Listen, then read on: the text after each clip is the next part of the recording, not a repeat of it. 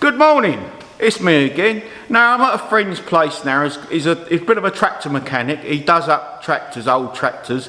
He's just behind me, he's John Miles, and he's going to give me a little chat about the one he's got at the moment and about his pastime and his lifetime. And if you like the video, don't forget to give it a thumbs up for me. I would appreciate it, and so would John, you know. And if you're thinking about it, subscribe to the channel. It's just down here. You only got to press that button, it don't cost you anything. Anyway, shall we get on with that video now? Thanks for coming along. Cheers.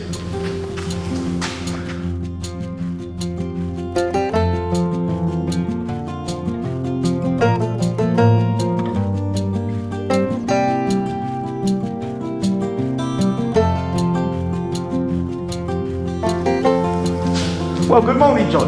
Morning. How you doing? Not too bad. Now, tell us a little bit about yourself. Now, you've been in this sort of business for many years? 35. 35 years. Yeah. And this is your farm, obviously? Yes. And what do you do now? Because obviously it's not as big, it's one... We've got a livery up here. We've got, I do a bit of agriculture contracting. Yep. Bit of mechanicking, repairing old tractors. Yep.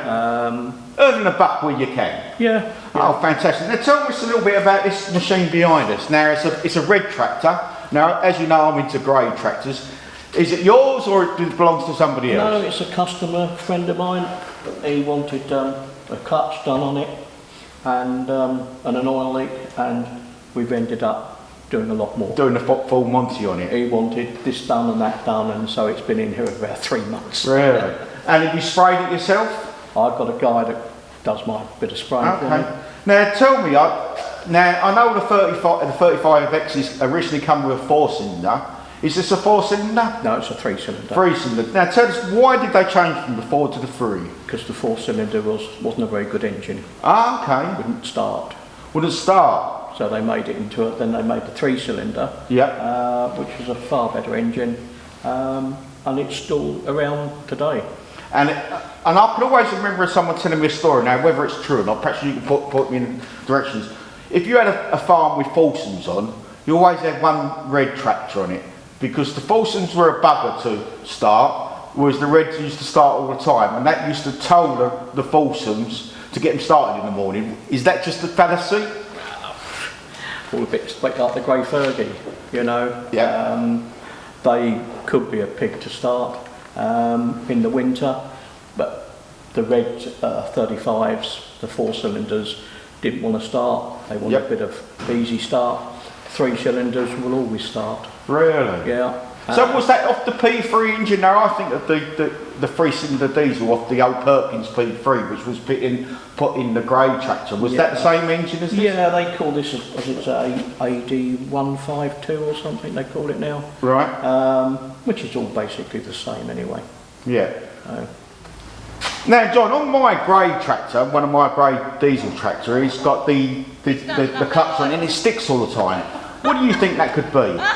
It's either oil on the clutch, because it's been standing a long time, or it could be a bit of rust on the shafts to make it stick. So realistically, I've got to split it the same as what you've done here, really? No, you can free them up. And how would I go about that then? He's smiling, so there is obviously a way, or there's a dangerous way. Well, no, sometimes you can put it in gear, or start the engine up, put it in gear with your foot on the clutch and see if it frees up. Sometimes it will free up that way. If not, you can tow it with your foot on the clutch, so see if it will free up. Some other person said burn the clutch, which is literally hold the clutch just on its like grabbing point and burn away at it. But you know, that's not really the way forward. The last resort is to split the tractor. Yeah, I think that's the way I've got to go really, which you did to this one. Now, what was it? I mean, the clutch for this is what? How many pennies would a new clutch for this would be? Because they're dual clutches, around about 300-ish. Oh, right, that's not too bad, is it really? No. So what you say a dual clutch, that's obviously the one's the PTO clutch, and one's the main driving clutch. Correct. And is that, it's driven off the same sort of bed out in the bed housing and off the flywheel? Exactly the same as a car.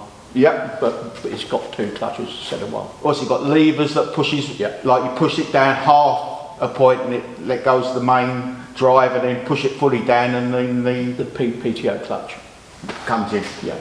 Now obviously you sprayed it. Now I said it was a brand new fuel tank on it, but you say it's not a brand new fuel tank. You just rubbed it down and done a good job. Now, what did you do to the inside of it? Because I know a lot of these old tractors, they rust, crowd and one thing in there. But they get a lot of muck in them, so generally we just steam clean them out. Yeah? Because someone else told me they put gravel in it and saying, or roughed it about and one thing, you wouldn't do that? No, I think if we look inside and if it's got the jelly stuff that's old fuel in there and everything, so clean it out, steam clean it. Yeah. So where are we now then? I see you've got is these new wings or these original wings? They're original. They're original as well. You've got a great guy who does the spraying and you do all the prep obviously. He does most of the prep. I just do, I'm not the body person. You're a mechanical genius, yeah. Now I'm on the stage of putting lights on it. Oh, wiring it all up today? Yeah, that's what I'm doing today. Yeah. Is it a lot of wiring involved, or is it just simple? No, it's just slow because it's all got. I put new lights on the back there. Yeah. Have you got to put a flowering light on the back of it? No. No. I'm not going to bother with those at the moment. I hope he doesn't want one. Ah, right. Do you think he'd use it for ploughing matches and that sort of thing, or is it just a show tractor? I think he's just going to play. Yeah, because I'm a bit one for seeing the working clothes of a tractor, seeing this, as the person got on and off it over the years, seeing these scuff marks, you know what I mean? Well, sort of clear coating it. Because that's all we've done. We kept the plates, took them off and re-riveted them back on. Oh, okay. So that's all the dash is all original.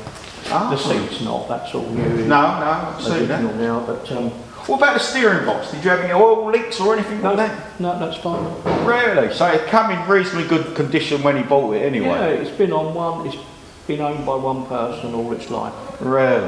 What, come from one farm all its life? Yeah. Is it an narrow tractor or is it a normal? Well, it was on a fruit farm. Fruit farm? Oh, okay, so they are, it did look a bit narrow for me, but anyway, tell us, how did you get into all this mechanicking for old tractors? Was you asked to do this? Because I'm interested. I used to repair my father's tractors years ago. Yeah. And been doing it for years, playing and with my own tractors, and then people started coming in and wanted bits done. Yeah. And that's how we've progressed. So, I mean, if you had to choose a colour, now everyone's got their colour, haven't they? I've got my grey Fergusons, and people swear by the Fulsums, and some people say about, I prefer a Caterpillar because I like a bit of Tractor. Then you've got the Fowlers, and then you've got the Marshalls, and you've got the John Brands, and there's all different colours. If you had to name a tractor, which one would you like? Which would you say is easy to work on, maintain, and usability? Nowadays you need four-wheel drive, don't you? Yeah, but I'm talking about the hobbyist guy. Hobbyist, well, yeah. These are quite simple to work. So if I had a couple of grand in my pocket, and I was looking to start off in ploughing with tractors, and perhaps doing your ploughing, matching that sort of thing, you'd go for the red, would you? Yeah. What, 35 or 135? Depends how deep your pocket is.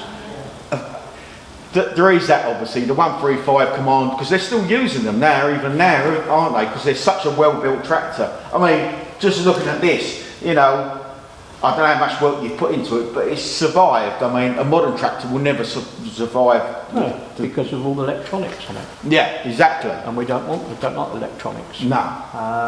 We like levers, mechanical linkages, don't we? And that sort of thing. And if we pull something, we want it to stop. We don't want to switch a button and it don't stop. We want something that we can put a linkage and it stops nicely, And if it overheats, we can put more water in it. Yep. Or if it still overheats, we put a thermostat in it, sort of thing, Or head gasket. Or head gasket. We don't want to go down that route. Please come back in shot, John. You keep on going out of it. Keep on wandering out. A new battery on it as well? No. Whether that was on there, well, that was on there when it came in. Really? And it still worked all right. So how far away are we from finishing this job? I would think about 3 days. Yeah? Yeah. Okay. We're going to put the bonnet on today while there's 2 of us. Yep. And then I can carry on wiring it tomorrow, Monday. Now you tell me you're not from a farming background. Your father was not. Your father was a farmer. Been on the farm all my life. Now I'm going to wait, pause here a minute for Saint's driving past. Bring me that.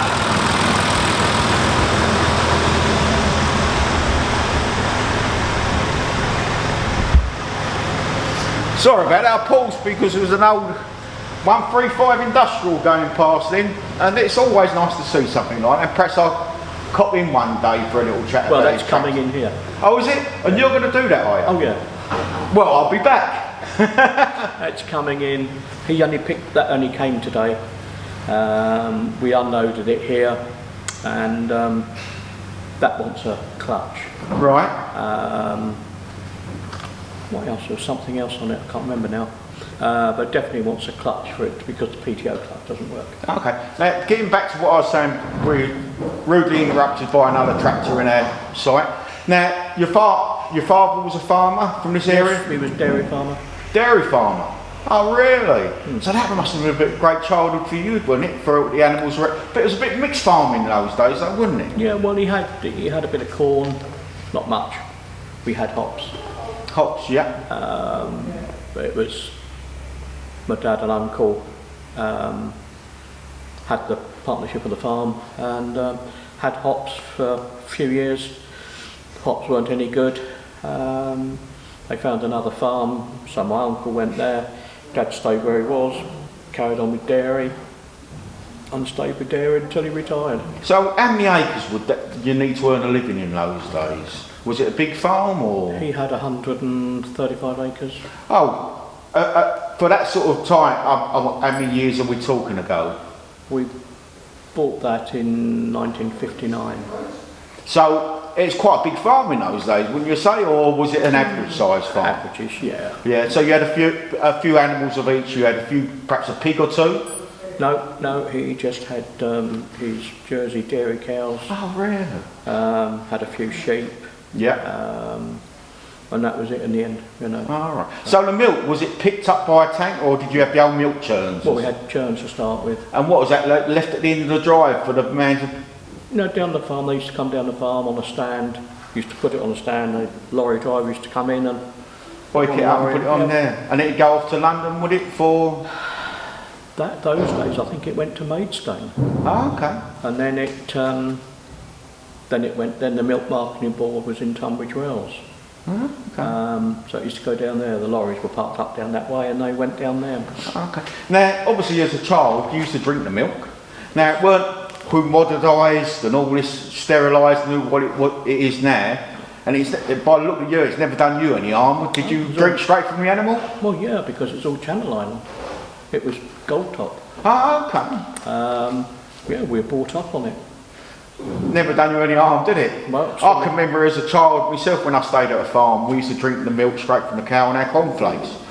And it's nothing better than it is then because it's proper creamy milk rather than today where it's split into semi-skim and all modernised and sterilised and God knows what else. Like rubbish, isn't it? Yeah, you ain't got that flavour, have you, no more on your cornflakes. You want to be able to, it's sort of like a mixture, isn't it? And yeah, it must have been a great time for you. Did he have a big herd or was it? No, we were small. I suppose he had, what did he have? 50, 60 milking cows those days, I suppose. Yeah, I suppose about that. And what, he had a bull or something just to put them in? No, we used to do AI. Oh really? Even back in those days, yeah, really? Yeah, because a Jersey bull was quite a vicious bull. Was it? Yeah, one of the worst. Oh, was they? No, it's all he did. He loved his cows and his animals and. Yeah. So when did that all come to an end, really, for you, or did you buy this farm and then move on to yourself? Yeah, I didn't want to do milking and everything. I was a tractor man and arable. So I wanted to do that, so I went elsewhere to work on farms. Yeah. Went to college and everything, and then went abroad, working on a farm. Came back, went contracting for a company, and then when I could afford it, I bought this place. Oh, smash. So when you say you started off working on farms. What was the tractors around at that time? What was the main tractor that you'd drive as a young lad? It's either Massey or Ford. Yeah. Places I used to work at, well, they had both. And then used to go up to a 5,000 on the Ford. Yeah. That was quite a big tractor. Oh, it was after the super majors and that sort of thing. Yeah, yeah, we used to have majors down there. Yeah. They were good old starters. Yeah. Never used to not start. And then obviously then we went to, then it was international and it all went up like that. Yeah. That was it. Yeah, the 5,000 it's a cracking machine, wasn't it really? I mean, it's a good, strong machine. I mean, there's plenty of them still going now, but unfortunately a lot of them went abroad, didn't they? You know, because of the mechanical part of that, they loved them around the world. Well, yeah, because they're easy to repair, the bog standard. And you can make bits work out of nothing, can't you? Weld things up and do things you wouldn't be able to do with the modern tractors, would you? No. So you progressed from the old Fulsoms to 5,000s, and then you went on to modern machinery. You did say you've got McCormick tractors now and class tractors. I've got one McCormick, but I went when I was contracting. I was on Case. Oh, all right. Case tractors. I've got a Case 5130 now. I think that's a lovely tractor. A lovely tractor. It is a lovely tractor. I had two 5150s. Really? Oh, there's turbo ones, aren't they? Yeah, they're a bit bigger, but they're lovely. They're, again, bog standard. Yeah. So this is why I bought my one. I had an international one, but it was a bit small and a bit bumpy, and every time I had to climb in, I had to climb over the tunnel for it, and it was always a bit tight. Whereas the 5130, loads of space, yeah. Flat floor, everything like that. Now you still do a bit of contracting yourself, don't you? Yeah, a little bit of haymaking, grass cutting, hedge cutting. Yeah. Bits and pieces, grass seeding, bits and pieces like that. Now you did tell me, I know you do this yourself, you work when the weather's fine for you. You don't work in the bad weather. You'd rather work on your toys in the bad weather. Yeah, I'd be in the workshop when it's wet and horrible, and outside when it's nice. Do you still like being in a tractor out in the field? Oh yeah, yeah. Yeah. I'm lucky that I can do both. Yeah, yeah. You know? Well, thanks ever so much then, John. I really appreciate chatting to you, and I hope the viewers have enjoyed it as well. And we'll be back again when you get more tractors, hopefully, and you can give us another chat. Appreciate it again then. All the Cheers best. for that. Cheers. Well, there you go. John's had a lovely chat with us today, and I hope you've enjoyed it. That was just to say, for John's sake and mine, just to give it a thumbs up for me, and we should be back again in the future. So from me and John, cheerio for now.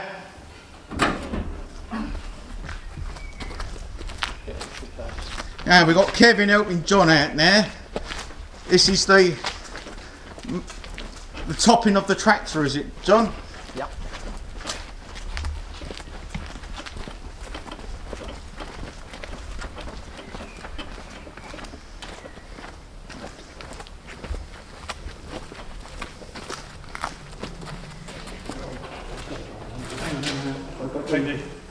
Alright, you got that? Yep.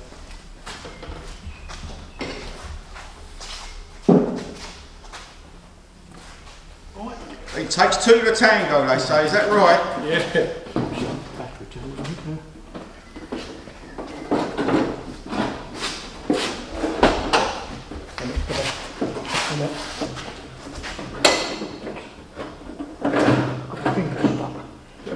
It's got to go. Sorry, it's harder when you've got one point in the camera at the same time, isn't it, guys? Yeah. That's about right. Yeah, you happy with that, John? Yeah. Excellent. Yeah, it goes on. While I'm here with the gimbal, I'll have a walk round and see what's a great job you're looking at. Oh, has it had a repair on the back here, John? Pardon? Has it had a repair on the back here, or is that just cast in marks? Looks like someone's towed from The wrong place? Top link, yes.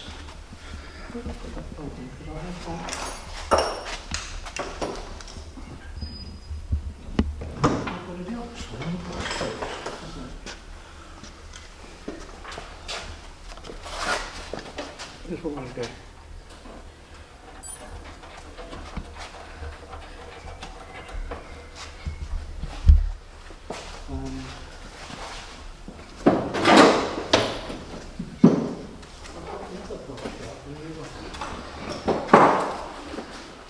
Now come on, Kevin, where's your cotton white gloves you're supposed to be using on something like this? They're in the wash.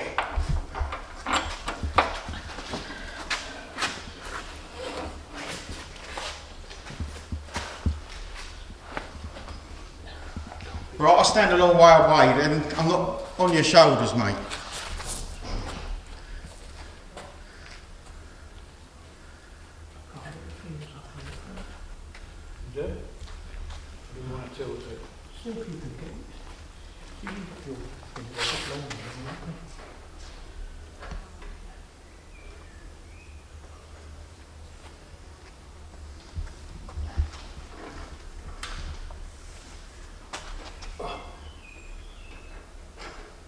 Let it there, no? No. Do you want me to go lift it up? Anyway, let's let them get on with that. They don't want someone pointing the camera over their shoulders all the time. And we'll go back and talk to John in a minute. See you in a bit.